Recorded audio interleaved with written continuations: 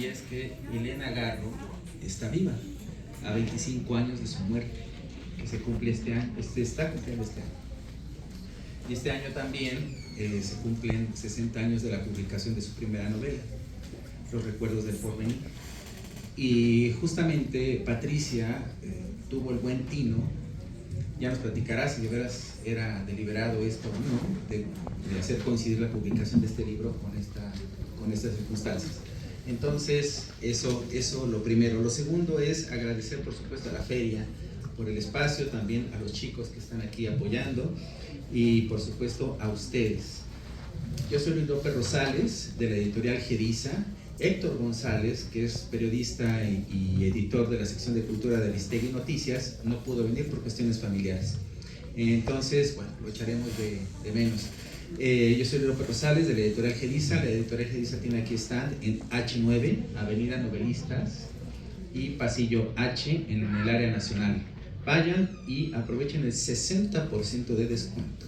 No de este libro porque es novedad, sino del anterior, de Patricia, que reunió en 1600 páginas, 2 tomotes, con abundante iconografía en color. Todas las entrevistas que dio Elena Garro, no todas, casi todas, porque al menos un par de entrevistadores no quisieron dar el permiso, pero bueno, todas las demás están ahí y son unos libros hermosos, quizás del tamaño de este más delgado. Entonces aprovechen 60% de descuento. Bueno, y diré quiénes están aquí para presentar, además de Patricia. Están en el orden en el que van a hablar. Yo después de esto me levanto y tomaré fotos y nada más. Y al final, por supuesto, si quieren alguna pregunta, etcétera, estoy disponible. Afuera está el libro, por supuesto, con el compañero de venta, y aquí está Patricia. Entonces, hablará primero Andrea Magaña. Ella es filósofa y gestora cultural, licenciada en Filosofía y Ciencias Sociales por el ITESO. Conduce semanalmente desde 2019 el programa radiofónico sobre literatura, la tertulia de Minerva y Jalisco Radio. Ha laborado como capacitadora y académica. Trabajó como jefa de bibliotecas públicas de Zapopan y actualmente es docente en el ITESO y también en proyectos de gestión cultural. Dirige clubs de lectura en Guadalajara y desde el 2022 es miembro honorífico del Consejo de Publicaciones de la Secretaría de Cultura de Jalisco. Se encuentra escribiendo una novela breve de autoficción experimental y que suena interesante. Ojalá. Espero que pronto termine. Es un largo proceso y Patricia más que nadie lo entiende. Muy bien. También está aquí Vicente Gutiérrez. Él es periodista desde hace 25 años. Se ha desempeñado como conductor, reportero, guionista e investigador para diferentes grupos radiofónicos, entre ellos Radio Educación, Grupo ASIR, Radio 1000 y Radio Fórmula.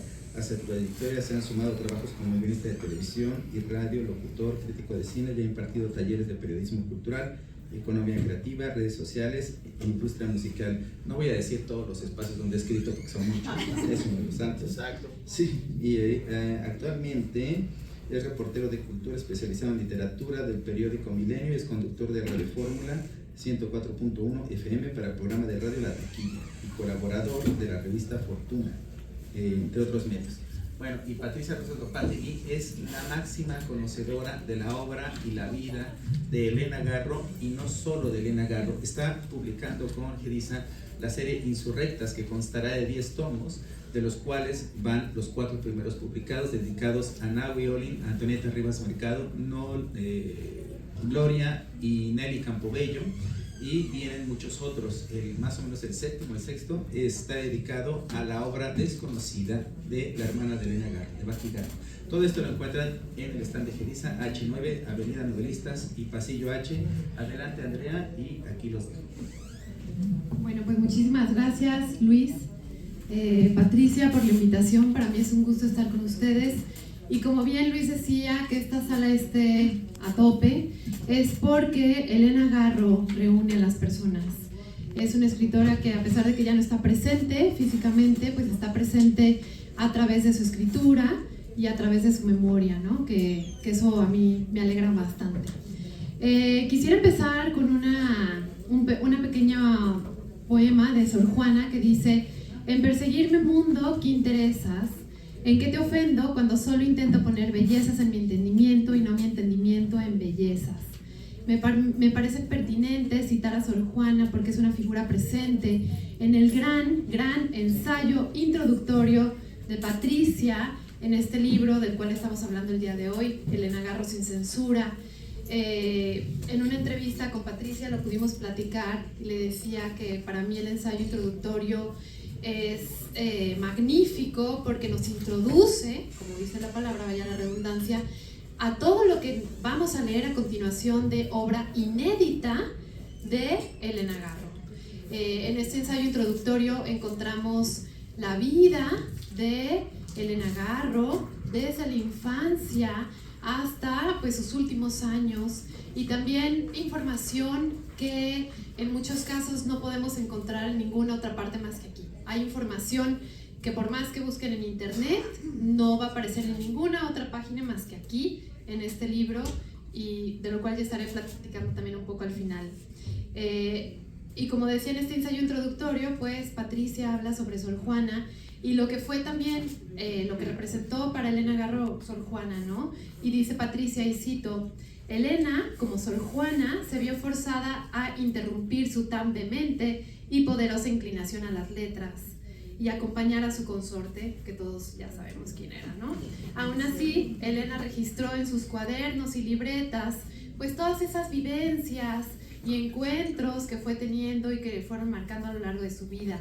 Una vez más, al igual que Sor Juana, las represiones ajenas no le impidieron seguir este natural impulso que Dios puso sobre ella, sobre Elena Garro, este natural impulso que era la escritura en ella, y acumuló toda esa información para poder expulsarla en el momento propicio que ella se dio a conocer como creadora. Y Elena dice en una cita que les quiero leer: el terror es el silencio, yo ya pagué mi cuota. Creo que últimamente estamos conociendo y nos estamos acercando a Elena Garro con todos los libros que ha publicado Patricia justamente, y con este libro, Elena Garro sin censura, pues su silencio se termina, y creo que también esto es muy muy importante. Se rompe el silencio, ya se ha roto anteriormente, pero ahora siento que con este libro todavía más, ¿no? Es decir, el trabajo que hizo Patricia, que ya nos contará porque quiero que nos cuente de viva voz, pues fue un trabajo impresionante, que no sé cómo lo logró ella sola. Yo sé que tuviste ayuda, pero a mí me sorprende todo el trabajo de investigación, de recopilación, de corrección, de navegar entre papeles en cajas, papeles revueltos, incluso quizás amarillos, con restos de gatos, ¿no? Porque Elena, recordemos que tenía y se rodeaba de meninos. Entonces, pues es una labor monumental, creo que esa era la palabra que estaba buscando, monumental la que realizó Patricia en esta obra de Elena Garro sin censura. Estamos ante un libro que pone en la mira de nuevo a Elena Garro, pero ahora de una manera distinta. En vida, ella siempre, o casi siempre, estuvo en el foco por ser la esposa de la autora, que la intelectual, que la exiliada, que la que regresó y que, ¿no? Es decir, por ahí había demasiada información entre las nubes, información borrosa, información nublada, ataques, todo lo del 68, etcétera, que justo aquí, ¿qué hace Patricia? Aclara muchos temas y nos devela cuál podría ser la realidad. Y no es que ella se lo esté sacando de la manguilla porque ella se le ocurre decir, sino que lo que está haciendo Patricia es darnos fuentes, citando cartas, testigos, familiares, personajes que estuvieron cercanos a Elena Garro. Es decir, es una obra fundamentada. La información que vamos a encontrar en Elena Garro sin censura, pues todo tiene un trasfondo, tiene citas y tiene fuentes que también podemos conocer. El libro nos permite acercarnos a una realidad antes no contada, pero sobre todo, como decía, a una obra inédita. El ensayo introductorio, pues como lo mencionaba, es bastante importante, en el que encontramos que la obra de Elena estaba vitalmente conectada a su vida. Como bien sabemos, es muy difícil separar la vida y la obra de un autor, y en este caso, Elena, pues es evidente que su vida la marcó Y todas estas vivencias personales, desde adolescente hasta la edad de su producción, las va reflejando a lo largo de las obras, y podemos verlo con los guiones que encontramos cinematográficos, obviamente con sus diarios que vamos a encontrar en este libro, con la dramaturgia, con la narrativa, con las memorias, con la investigación, el epistolario, sus traducciones, sus intereses. ¿Alguien de aquí sabía que Elena Garro le encantaba la Revolución Rusa y pensaba que Anastasia, esta princesa que fue asesinada durante la Revolución Rusa, en realidad huyó, y quien estaba en vida era Greta Garbo, y que Greta Garbo era Anastasia? Si no lo sabían, era una teoría que Elena Garro tenía y que vamos a encontrar aquí.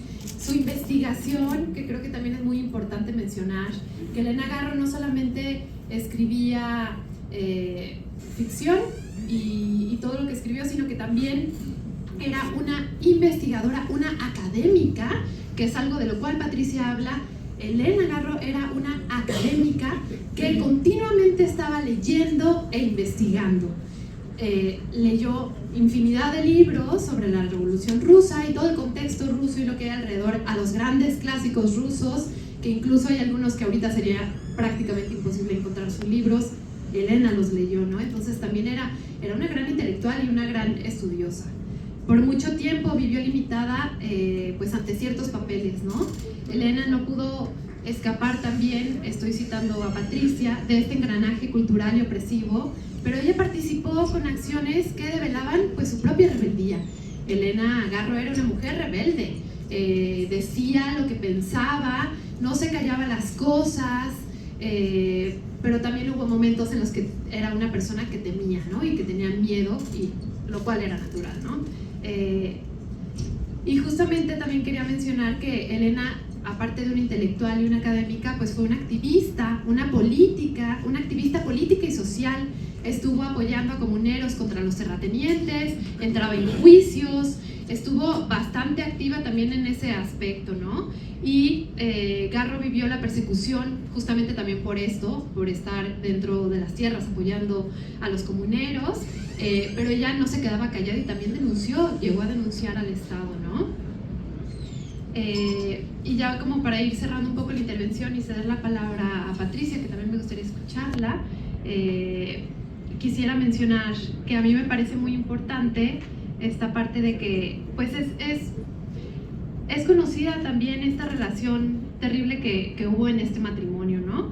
Entre Paz y Garro, y aún así no deja de sorprenderme lo que encontré en la lectura de las cartas, las declaraciones de sus amigos y familiares y, por ejemplo, de su sobrino Paco Guerrero Garro, cuando pues todos estuvimos literalmente, todos estuvimos a punto de perder los recuerdos del porvenir en el fuego, en una discusión que tuvo, y su sobrino Paco sacó el manuscrito del fuego, lo apagó, lo guardó, y al día siguiente se lo dio a su tía, y su tía Elena Garro le da un beso al sobrino y le da las gracias, pero estábamos a punto de perder una de las grandes obras más importantes del siglo XX para la literatura mexicana, ¿no? y internacional, justo. Una obra de verdad extraordinaria, y esto lo dijo Octavio Paz, una obra de verdad extraordinaria, una de las creaciones más perfectas de la literatura hispanoamericana contemporánea.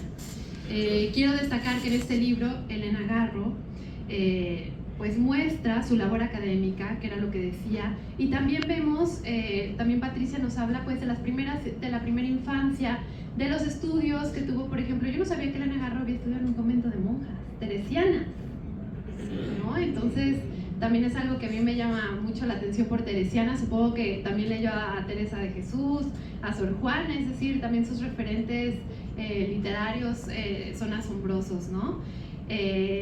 Y ya para ceder la palabra quisiera nada más leerles un fragmentito de El festín de Elena, si me lo permiten. Claro. La página 255, que aquí lo marqué, pero ya vieron, es un libro de 800 páginas, pero vale la pena, de verdad, que lo tengan entre sus manos. Narrativa de los años 80, El festín de Elena. Para llamarse Elena, en este caso es Elena con H, para llamarse Elena hay que ser griega, amar las naranjas más que a los hombres y ser rubia, muy rubia. También se puede ser rusa, amar tomar las cúpulas de oro en forma de cebolla, llevar trenzas bizantinas y ser rubia, muy rubia. Si se reúnen estos requisitos, se alcanzará el castigo que no recibió Helena.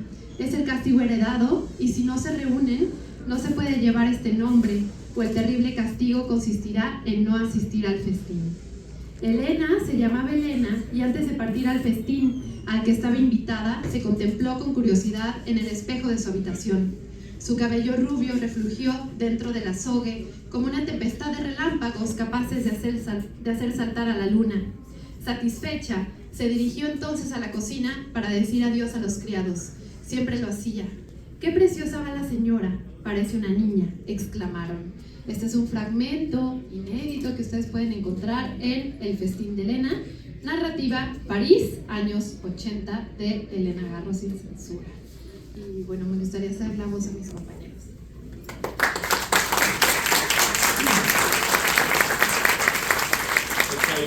Extraordinario lo que dice Andrea. Me encantó cómo seleccionas todo lo del libro, la verdad. Yo lo tengo todo pintado, por eso no lo traje, me daba pena. Todos hemos escuchado a Helena Garro, todos creemos conocer a Helena Garro. Sin embargo, después de leer el trabajo que ha hecho la maestra, la profesora Patricia Rosas, verdaderamente nos damos cuenta que no sabemos nada de Helena Garro. ¿Qué pasó con Helena Garro? ¿Por qué la silenciaron? ¿Por qué fue víctima del patriarcado cultural e intelectual de aquellos años? No puedo creer que la hayan silenciado de esa manera tan vil, tan cobarde, tan criminal. Patricia Rosas, hemos platicado varias veces, la asesinaron de alguna manera. La obligaron al exilio, la obligaron a vivir en la pobreza, la obligaron a callar su obra artística, ¿no? La verdad es que conocemos tan poco de Helena Garro que gracias a Patricia Rosas, que es como una buscadora de tesoros, ya lo había dicho Andrea muy bien, efectivamente sacaba papeles de bolsas de plástico, que bueno, pues desgraciadamente Helena pasó los últimos días pues no tan bien, ¿no? con su hija. Sin embargo, lo que hace Patricia Rosas es efectivamente eso, rescatar primero a la figura que será Helena Garro, y contarnos la historia. ¿Qué pasó? ¿Qué sucedió? ¿Por qué fue una perseguida política? ¿No? O sea, tuvo que cargar siempre con la figura del innombrable, vamos a decirle innombrable. Sin embargo, ella era muchísimo más talentosa. Yo creo que sería como, no sé, Patricia, a lo mejor me equivoco, pero sería una de las primeras heroínas de la literatura mexicana, ¿no? ¿O lo consideras así, por favor? Sí, claro que sí, definitivamente. Bueno, pues muchísimas gracias, estoy muy contenta aquí de estar con ustedes y muy agradecida con el análisis, los comentarios que ha hecho Andrea y también con el entusiasmo de Vicente, porque hablar efectivamente de Helena Garro pues todavía causa mucho malestar, ¿no? Todavía causa mucho malestar. Tienen miedo, Patricia, tienen miedo de hablar de Helena Garro. Ustedes ven que vamos a montar una obra de teatro, habrá alguna por ahí, algunos universitarios que se avienten, pero ¿por qué no estamos hablando más de Helena Garro en los medios, en la televisión, en el radio? O sea, no puede ser posible que después de tantos años siga apareciendo un fantasma de Helena Garro. ¿No te parece increíble? Sí, me parece increíble porque Helena Garro es una escritora fundamental dentro no solo de la literatura mexicana, sino, como decía Andrea, de la literatura universal y de todos los tiempos. Pero lo que sucede, como ustedes ya bien lo saben, es que en el caso de Helena Garro hay siempre una gran división, ¿no? Es que el grupo que está con Octavio Paz y el grupo que está, o los que estamos... El innombrable, Patricia. El innombrable, el papa de la cultura, que sigue presente, ¿no? Así como decimos que Helena Garro sigue viva a través de todo su legado y de toda su lucha. También Octavio Paz sigue vivo, sigue vigente, presente a través de sus seguidores, ¿no? Entonces hay todavía esta leyenda negra que construyó el poder para desacreditar, para eliminar a Helena Garro de la vida política, cultural y social, porque ella pues no solamente renovó el teatro, renovó la narrativa, renovó todos los géneros que tocó, con su pluma mágica, sino que también fue una activista, fue una mujer que desde los 15 años, cuando ustedes tengan en sus manos Elena Garro sin censura, aquí en el apéndice hay un diario de Elena Garro adolescente que ella escribió cuando tenía 15 años. Y ya desde esa edad vemos en Elena Garro una preocupación por registrar la violencia del México postrevolucionario, ¿no? La violencia que nace a partir sobre todo de la creación del PNR, ¿no? Posteriormente el PRI, y cómo ella ya registra desde los 15 años los asesinatos que llevaban a cabo los diputados, los políticos, los militares, desde esa época del caudillismo que Elena vivió en los primeros años de la década de los 30, ella como adolescente, y cómo en este diario de una Elena a los 15 años lo registra, ¿no? Cuando al mismo tiempo en ese diario registraba sus bailes, los bailes familiares, sus preocupaciones en la escuela, porque era tremendamente traviesa, las travesuras que le hacía a los maestros, ¿no? Todo esto está en este diario que ustedes van a ver en Elena Garro sin censura. Entonces ya desde los 15 años hay esa mirada, ¿no? hacia analizar, de construir, apuntar ese México que nace con la traición a la Revolución Mexicana, ¿no? Sí, a los temas sociales, ¿no? Sí. Ella, si tuviéramos que hablar del feminismo, ¿no? En aquellos años, ella es una feminista clásica, ¿no? O sea, una feminista poderosa, le encantaba efectivamente las causas sociales, pero también todo lo que rodeaba al país. Por eso es que es perseguida y atacada políticamente, le inventan una serie de chismes, de fake news, ahora, ¿no? Serían fake news, y tiene que salir escondiéndose. Pero mira, la profesora Patricia, lo que me interesa mucho es, vas armando un rompecabezas. Este no es el primer libro que hace sobre Elena Garro. Vas armando las piezas de un rompecabezas que estaba disperso durante tantos y tantos años. ¿Cómo decides o por qué decides armar y aventarte a rescatar a la figura de Elena Garro? Eso me interesa mucho. Ay, pues porque cuando yo leí a Elena Garro por primera vez fue en 1977. Yo estudiaba literatura, tendría, no sé, 24 años tal vez, y leímos Los recuerdos del porvenir, y leímos la novela en copias fotostáticas, porque la novela estaba vetada. En 1977 Elena estaba viviendo los peores años del exilio, los más desgarradores, en Madrid, ¿no? En el hambre, en la miseria, en la soledad, etc. Que también todo eso lo van a leer aquí en Elena Garro sin censura. Entonces leímos la novela en copias fotostáticas y yo decía, pero ¿quién es esta autora? Es totalmente diferente a lo que estábamos leyendo en mi seminario de literatura mexicana. Era muy diferente a Juan Rulfo, a Mauricio Magdaleno, a Martín Luis Guzmán, en fin, ¿no? Otros escritores. Incluso muy diferente a Rosario Castellanos, ¿no? que era, bueno, una escritora que ha estado más en el canon, ¿no? Entonces a mí me sorprendió mucho cómo esta autora hacía una crítica tan acerba a la traición a la revolución, ¿no? A los ideales del pueblo, por un lado. Luego me llamó mucho la atención en Los recuerdos del porvenir su crítica a la condición de la mujer en la sociedad patriarcal, porque yo también como joven mexicana la vivía, la padecía, ¿no? Y también desde luego el manejo del tiempo, la memoria, su lenguaje poético, sus metáforas tan inusuales, tan distintas. Y yo quería saber quién era esta autora. No había nada. No había. En esa, nada en la prensa, nada, no se conseguía nada. Quizás nada más el libro en librerías de antiguo, de usado, ¿no? De la primera edición. Exactamente, exacto. Ahora, yo como joven en aquella época, pues vivíamos obviamente todos como estudiantes, Si no había tanto dinero, vamos. No, exactamente, y no había manera de conseguir datos, ¿no? Y recuerdo muy bien que también cuando quise estudiar a Elena Garro ya empezar a trabajar en ella en 1980, pues todo el mundo me decía, ¿y para qué estudias a Elena Garro? Esa es una traidora, esa denunció a los intelectuales. O sea, me hablaban muy mal de Elena Garro, que para qué estaba yo trabajando a esta autora, ¿no?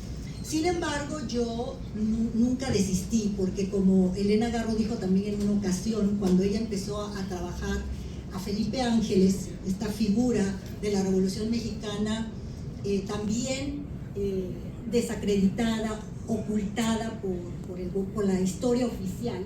Cuando Elena comienza a trabajar a Felipe Ángeles, ella dice, pues aquí hay gato encerrado, ¿no? Con este revolucionario, ¿por qué no se ha estudiado? Pues así me pasó un poco a mí, ¿no? Aquí hay gato encerrado. ¿Por qué me dicen?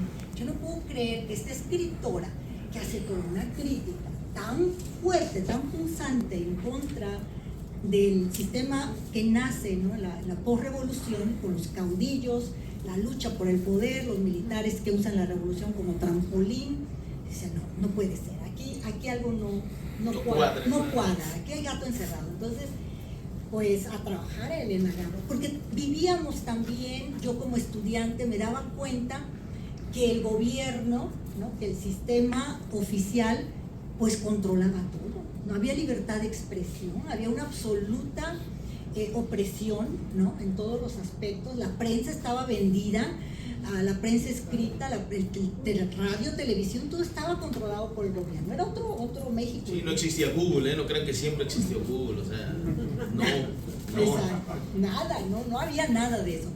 Solamente se escuchaba la versión oficial. Así es que a mí eso me impactó, me instigó para trabajarla. Y definitivamente el tema de la condición de la mujer en la sociedad patriarcal, porque como mujer, como joven, desde adolescente me decían, ¿tú para qué estudias si te vas a casar? ¿Para qué te preparas? ¿No? Yo al estudiar letras me decían, uy, ¿eso con qué se come? ¿No? Entonces nos pasa a todos los que estudiamos letras, filosofía o lo que sea. Seamos hombres o mujeres, también a todos les cuestionan, ¿no? Porque dedicarse justamente al mundo de la literatura y a dedicarte de lleno a la cultura, creo que es una de las profesiones más difíciles, ¿no? Sí. Y quería añadir... A nosotros nos decían que éramos estudiantes de MMC. Mientras me caso. ¿Todavía está vigente? Bueno, a mí me tocó también que decían el MMC, pero ya no tanto, ya no. Pero siempre sí te preguntaban, pues, estudiando filosofía y qué vas a hacer, de qué vas a vivir, ¿no? Exactamente. ¿Qué le querías preguntar? Sí, me gustaría añadir, Patricia, supongo que tú también descubriste esta parte que yo mencionaba ya, rebelde, alegre, onírica de Elena, ¿no? Y justamente la mismísima, como tú lo dices en el libro, la mismísima Elena Garro personificó a la gran duquesa Anastasia. Las dos fueron irreverentes, altruistas, silenciadas, pero permanecían vivas en los ideales del pueblo, ¿no? Justamente, a pesar de, Elena Garro se mantuvo viva en ciertos círculos en los cuales ella era querida. Yo lo puedo ver también dentro de sus cartas.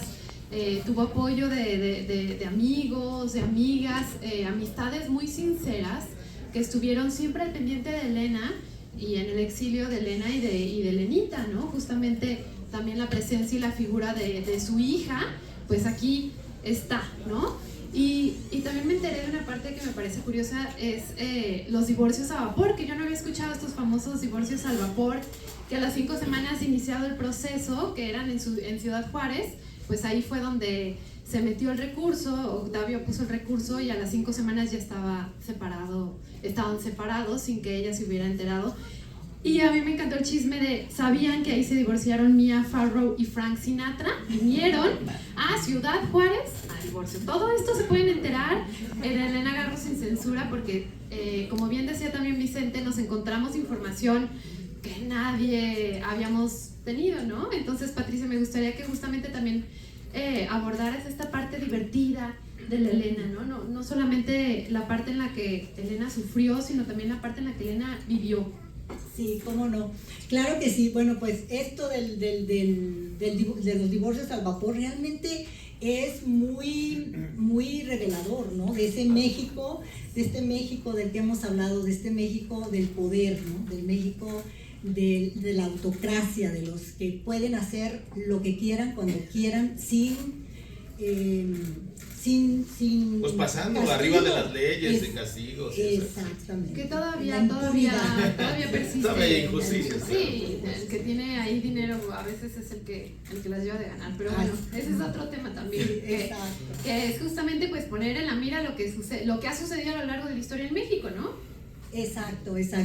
Ahora, tal vez podría leer un fragmento del diario de Elena, porque ustedes mencionaban también a esta Elena inquieta, ¿no? en su adolescencia, traviesa, rebelde siempre ante la autoridad, ¿no? Porque recuerdo, por ejemplo, cuando Elena, y lo narra en Memorias de España, que estaban justo bombardeando, algo estaba pasando en España en la guerra civil, y ella quería ir por un abrigo, por dinero para comprar un abrigo, y salió corriendo a pesar de todo, ¿no? Entonces también esa es Elena, ¿no? Sí, definitivamente. No, nada la detenía. Nada. Era sumamente aguerrida, valiente. Era tremenda. Dilo así, Patricia, tremenda, sí. Bueno, este es un fragmento de su diario, del diario de adolescencia, que ustedes van a ver en el apéndice. Esta entrada es del 18 de noviembre de 1932. Y claro, yo hice una selección. Dice Elena: ya vienen las posadas y me falta un mes para cumplir 16 años. Ya me voy haciendo vieja y no quiero. ¿Qué me falta ya para tener 50 años? La preocupación con el tiempo de Elena Garro, ¿no? Bueno, y luego más adelante dice: pasé en todo. Tenía miedo de irme a quedar reprobada en álgebra, pero no. Qué bueno. Nunca me he quedado reprobada. Cuando estaba haciendo mi prueba de física, le dije al maestro: ay, profesor, no puedo hacer este problema. Él me contestó: no te preocupes, Calamidad, que a ti, con tal de no tenerte otro año, te paso, te apruebo. Y dice Elena: pero saqué 9 en la prueba. Ay, pobre profesor, lo quiero mucho. Ay, me aguantó tantas cosas. Un día, en un experimento, le di un baño colosal, porque en las mesas de física hay unas llaves de las que solo sale agua cuando se necesita para algún experimento, y ese día se necesitaba. Yo estaba hasta atrás, del lado derecho, y las Lorenzo estaban hasta adelante, del lado izquierdo. Les dije: las voy a mojar. Y puse la mano en la llave y la abrí. Y salió un chisguete muy fuerte y mojé a las Lorenzo. Pero ellas se agacharon y el agua le cayó al maestro. Cuando me di cuenta, alcé más la mano y el chorro bañó el techo, y luego cerré la llave. El profesor se puso furioso y me dijo que me echaba de la clase, pero luego me dispensó. Entonces, este es un fragmento de esa Elena fresca, traviesa, irreverente, a pesar de que su padre le había dicho a un profesor: se le debe de respetar siempre, ¿no? El padre siempre les inculcó ese gran respeto que se debe de tener ante un maestro, pero Elena era Elena. Claro, además, bueno, obviamente este libro puede ser una serie de Netflix, o la vida de Elena Garro podría llegar rápidamente a la televisión. No sé si ha pasado, te hayan acercado a decir: oye, hay que hacer esto, es maravilloso, es una aventura con una mujer admirable, impresionante, que se rebeló, que luchó por la democracia, aunque decían que no. Sí, efectivamente, Elena Garro luchó por la democracia. Esto nos gustaría verlo en el cine, Patricia. Que era lo que te comentaba justo en la entrevista, que tenemos Los Adioses de Rosario Castellanos, pues también tendríamos que tener de Elena Garro, y ya ni siquiera una película, yo creo que una serie de televisión, porque da para diferentes etapas su infancia, ¿no? Su adolescencia, luego cuando estuvo en España, de nuevo en México, y bueno, luego el exilio, ¿no? El exilio, pero fíjate, Andrea, a mí el libro me pareció eso. Yo lo iba leyendo, porque aparte no tienen que leerlo cronológicamente, lo vas leyendo y te vas metiendo al mundo de Elena Garro, sus guiones de teatro, sus guiones de cine, las cartas, los documentos, la investigación extraordinaria que hace Patricia Rosas, ¿no? O sea, verdaderamente es como entrar al mundo de Elena Garro, verla ahí, verla cómo sufre, cómo ríe, obviamente, y cómo verla en el esplendor artístico que esta mujer tenía y que por desgracia, volvemos a decirlo, la silencia. Sí, y yo, bueno, aquí en Elena Garro sin censura van a ver cómo el asesinato, que también tengo un libro que se llama El asesinato de Elena Garro, que es donde recojo el periodismo, el activismo social y político de Elena Garro, que ahí pues planteo por qué la asesinaron, ¿no? No la asesinaron como a Carlos Alberto Madrazo, el político tabasqueño al que ella se unió en búsqueda de democracia en México en los años 60. A él le pusieron una bomba en el avión, ¿no? Obviamente lo asesinaron de un avionazo, después, a 9 meses de la masacre de Tlatelolco. A Elena la asesinaron metafóricamente, ¿no? Simbólicamente hablando, por esta leyenda que todavía sigue vigente. Hay gente que sigue creyendo que pasó. Sí, no, definitivamente, sí, claro, totalmente. Cuando yo hago algún comentario en redes sociales sobre Elena Garro y la leyenda negra, inmediatamente saltan muchos jóvenes todavía. Fíjate que hay que aprovechar. ¿Alguien sabe cuál es la leyenda negra de Elena Garro? Lean el libro. ¿Se puede encontrar en qué está? Ahí les va. Patricia, por favor, cuéntales cuál es la leyenda negra detrás de Elena Garro. Sí, es un tema bastante complejo. Así es, sí, es muy complejo. No nos da el tiempo aquí para desarrollar todos los puntos.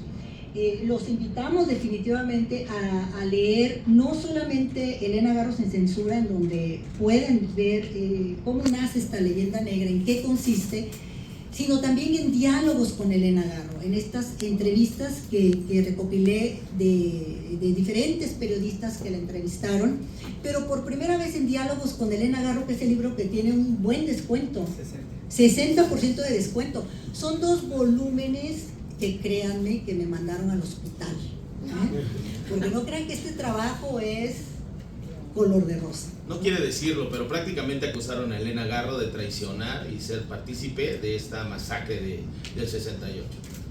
Decían que ella había sido ahí la mano que mece la cuna, cuando realmente ella fue otra víctima de toda esta, como decía Andrea, injusticia en este país y dando nombres de personajes que estuvieron involucrados en el 68 que todo el mundo ya conocía. Entonces solito se tira esa leyenda y Patricia habla al respecto. Pero a mí también me gustaría mencionar lo que encontramos dentro del libro, que ya lo hemos estado mencionando, pero a mí me parece maravilloso que pudieran leer, por ejemplo, la parte de las memorias.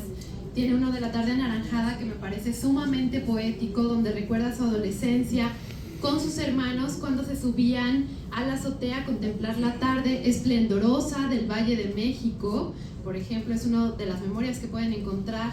En guionismo cinematográfico, a mí me dieron muchas ganas de dedicarme al guionismo, justamente al cine. En Cada lechuza a su olivo vemos a Paquito y toda la historia que hay en torno a Paquito y unos anteojos, el abuelo, que me parece a mí maravilloso. También a Medea, por ejemplo, que justamente el mes pasado estaba leyendo Mujeres Hechiceras en el tema del club de libros y dije, Medea, pero bueno, en realidad es una adaptación que ella hace de este personaje Panchito y cómo se revela ante su mamá, ante la figura materna y también justamente podemos encontrar, como decíamos, la obra de Elena va muy guiada hacia la vida, ¿no? Entonces encontramos mucha información de la vida de Elena Garro entremezclada con la obra y en especial también con los guiones y con la dramaturgia. Creo que esto es importante, que es lo que vamos a encontrar aquí en Elena Garro sin censura, pues la parte de la dramaturgia que vale muchísimo la pena y que hubo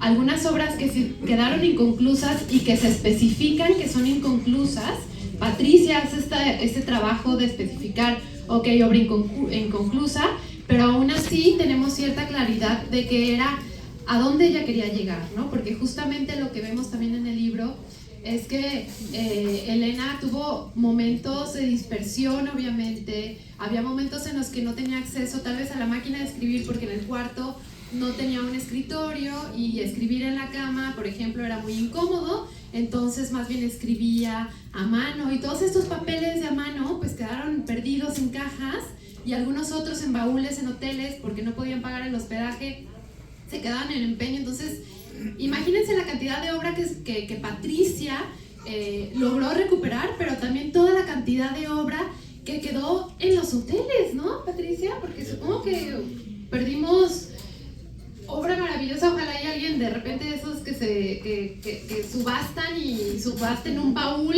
y aparezca por ahí un cuaderno de Elena Garro. Quizás podría pasar, ¿no?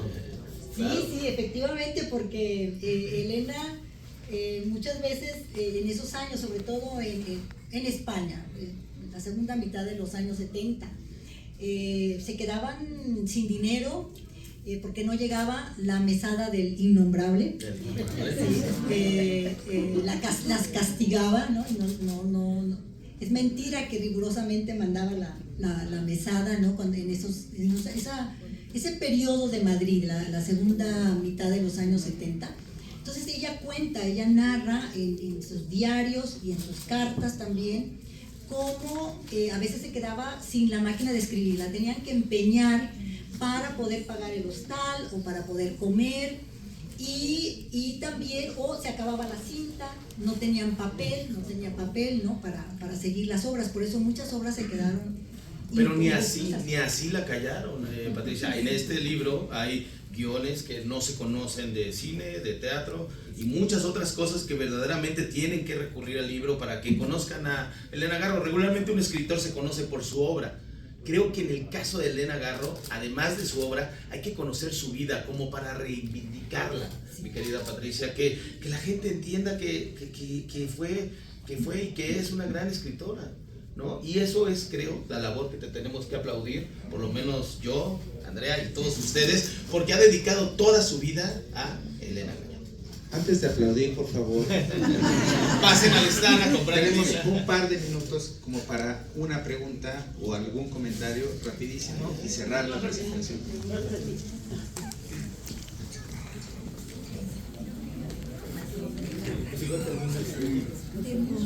Buenas tardes. Buenas tardes. Sí, es para Patricia. Para Patricia. Hablaba usted de que en la época de estudiante era muy difícil conseguir los recuerdos del porvenir. A mí me pasa lo mismo ahorita con La Semana de los Colores de Elena Garro, que es una obra magnífica, la recopilación de cuentos. No se encuentra. Tengo dos que compré en librerías de viejo, de esos de usado, y he buscado porque yo quiero regalar ese libro, que no se encuentra. ¿A qué se deberá que no le quieren invertir? Publican puras porquerías las editoriales y esa es una obra maestra y no se puede. Su opinión, por favor. Sí, muchas gracias, muy buena pregunta. En un minuto, Patricia. Pues es lo que mencionaban tanto Vicente como Andrea, que la leyenda negra en contra de Elena Garro sigue vigente. La obra de Elena sí se ha reeditado, pero son tirajes muy menores en comparación a los tirajes gigantescos que se hacen de la obra de Carlos Fuentes, Octavio Paz o Juan Rulfo, ¿no? Entonces son tirajes muy reducidos y además se reedita la obra, entra a las librerías, está en las librerías una semana, 10 días y luego la retiran, ¿no? Y ya entonces el lector que anda buscando X libro de Elena Garro ya no está ahí a la vista, ¿no? Tienen que pedirla, tienen que hacer un pedido especial. Esto es parte todavía de la leyenda negra, porque lo que dicen los editores es que no se vende, es que Elena Garro no se vende, ¿no? Y Elena Garro decía, bueno, el escritor es también estar conectado, relacionado con la mercadotecnia.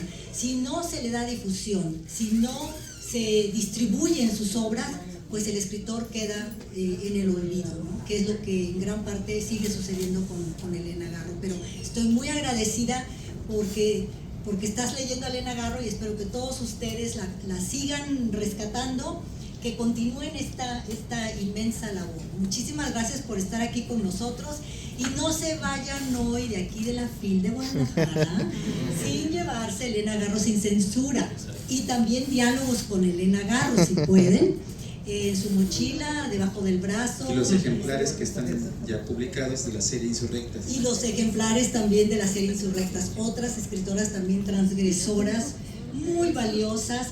Todos debemos de estar orgullosísimos de tener escritoras de primerísima calidad. Bueno, un aviso técnico antes. Oh, perdón, sí. No, es que va a leer Andrea un tono, por favor. No, ya no nos da tiempo. Ok, bueno, nada más que Nos sepan están que censurando, también vamos. encontramos imágenes de los diarios de Elena Garro con su letra, algunas ilustraciones que me parecen bellísimas, y ya no les alcancé a leer, pero ustedes vayan a leer el epistolario de una carta en el 36 donde lloraba por la Elena de hace un año y por todas las jóvenes que fracasan todos los días. Aviso técnico, no podemos hacer bola ahorita que salgamos porque va a entrar más gente y se hace ahí una cosa terrible. Entonces, cualquier cosa que quieran decirle a Patricia, nos vamos hacia el ¿Puedo decir elevador algo? ¿Puedo decir algo? Sí. ¡Viva Elena Garro!